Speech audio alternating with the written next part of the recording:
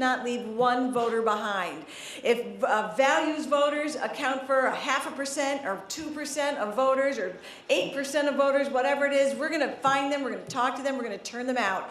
And we're going to do the same thing in our cities here in New Hampshire, and it's what the party's going to do across the country. We are going to talk to every single voter. We're going to expand our base and turn them out for us. That's why I'm so excited to have our next speaker here. Jill Homan is the National Committee woman from Washington, D.C. She has done extraordinary work. There's not enough time for me to share with you every impressive point on her resume. She is a successful private businesswoman. She has been serving our party for many, many years, and she has founded an organization called City GOP, because we can win votes in the cities. Please give a warm welcome to Jill Homan.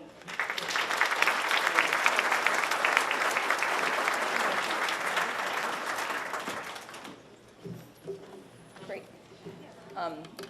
Thank you very much. So I want to thank Chairman Horn for the opportunity to talk with you all today. And as Jennifer said, I'm Jill Homan, the Republican National Committee woman for D.C. And yes, Washington, D.C. gets representation in the RNC. And it's in fact, being that we're the only city who's a member to the RNC, that I have this unique perspective of both urban and Republican politics. And so since we are here today in the first in the nation primary state, what I'm going to talk to you about is why our presidential candidates should care about the city vote and what you can do about it. So I have some shocking news, and that is Republicans are losing the city vote. So, you know, in case anybody fell out of the seat right now, but it wasn't always the case. And so as recently as 1999, if you took the top dozen largest cities, Republicans held 6 of the top 12 mayoral positions. But today they only hold 1. And let's look at the top 25 largest cities. Today Republicans only hold 3. And in fact, Indianapolis, the popular mayor there is not running for re-election, so we have to defend that. And in San Diego, the mayor who won there won in a special election, so again, we'll need to defend that. But is this just a situation of losing the mayor's position? How do we fare in the rest of the cities? And let's look here. If you consider the city council seats as well, we hold less than 20% of the city council seats. And what this means is that we lack the infrastructure in our cities. We lack the infrastructure for our gubernatorial candidates to plug into, for our presidential candidates to plug into. And just to put this a little in perspective, is that just these 25 cities represent 11% of the population. Now let's tie this into the presidential election and the Electoral College. An American University professor did a study of 3,100 counties. And what he did was develop different typologies for categorizing them. And he found that 46 counties were really big cities. And he found another about 100 were the core suburbs around these big cities. So the big cities, 73 million people. The inner suburbs were 66 million people. And unfortunately, in the big cities, Obama won them by 31 points. And in the urban suburbs, Obama won them by 16 points. So what's the big picture? Well, the big picture is that we have a 140 million person problem, or 44% of the population we're losing by more than 15 points. So let's put this into, again, another perspective. If we were to look at all of our states and categorize them as safe Democrat, safe Republican, or swing, and then we were to assign them either having a big city, and so we would assign them as urban, or not having a big city, and so they'd be non-urban. And what you can see is that the safe Republican states are primarily non-urban, and 38 electoral votes of the safe Republican state is actually from Texas. And what you can see is also the safe Democrat seats are primarily urban. And the challenge is that our swing states are mostly urban. And so what that means is that we're needing to defend states in areas where we're the weakest. And so this slide actually is all the data behind that slide. And I'd just like to point out, and that is the Democratic strength in these cities produces an electoral advantage. And so all of these cities and their corresponding states, so as these cities are growing, they are transitioning Republican states to being swing states to being Democratic states. And I'll give you an example. Look at Georgia, and people are astonished. Georgia is a swing state. Well, it's a swing state because of Atlanta. Look at Illinois. Winning Illinois statewide is really a question of how badly does the Republican lose Cook County, Chicago. So now that we've established that we start off behind the 8 ball because of the Democratic strength in cities, let's consider some things of what we can do, because otherwise we end up at a terrible disadvantage for presidential elections and also statewide election because we lack the infrastructure that having elected official affords us. So is this a temporary problem? Well, unfortunately, it's not. And the cities are growing faster than the suburbs for the first time in ever. And also the cities are the center of gravity. So New Hampshire is center of gravity for the political universe. These cities are the center of gravity for the economic universe. And so they produce 85% of our gross domestic product.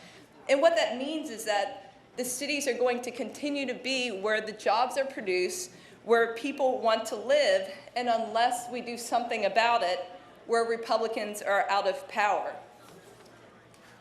So in order to create pathways to victory, we need to start making inroads in cities. And what the beauty of this is, tomorrow we don't have to win New York City, or tomorrow we don't have to win Chicago. We just need to lose by less, because elections are won on the margin. And if we make any marginal improvement in these cities, it relieves the pressure on statewide, on the non-urban areas for the Republican turnout. So what I want to just talk to you about is, who lives in cities? And, some of you who may reside in a city or a core suburb already know this, but, some of us are living in rural areas. But, cities are younger. They actually are younger than the non-urban areas. Cities are diverse. So it's a big mix of Hispanic, African American, Asian Pacific Islanders, white, young, old, wealthy, poor, gay, straight, everybody living together. And as we establish, cities are the job producers, and so they attract college-educated students who are coming there for the jobs, as well as high net worth individuals and entrepreneurs. And again, so as going back to the 140 million person problem, they're about 60 to 70% white, about 15 to 30% Hispanic, and 10 to 20% African American, and their median income actually outperforms the nation average. But message alone won't turn cities around. We actually have to get out, talk with people, engage with people, and what I suggest here are 3 target areas where we can make inroads. The first of which is, let's target Republican voters. Now, it might seem silly to say let's target Republicans in cities, but the reality is you got to be either really loyal or really crazy to register as a Republican in a city. And a lot of people actually register as Democrat to vote in the primaries because that's where they think elections are determined. And so having campaigned actually for committeewomen citywide in Washington, D.C., I can tell you a lot of Republicans in cities are hungry for positive story and also attention. So number 1, target and shore up our base of Republicans in cities. Number 2, reach out to young professionals who have moved to the cities for jobs. And these are Uber using, anybody know what Uber is? Sort of? Okay. If you don't, you will. These are Uber using well-educated professionals who've moved there for their jobs.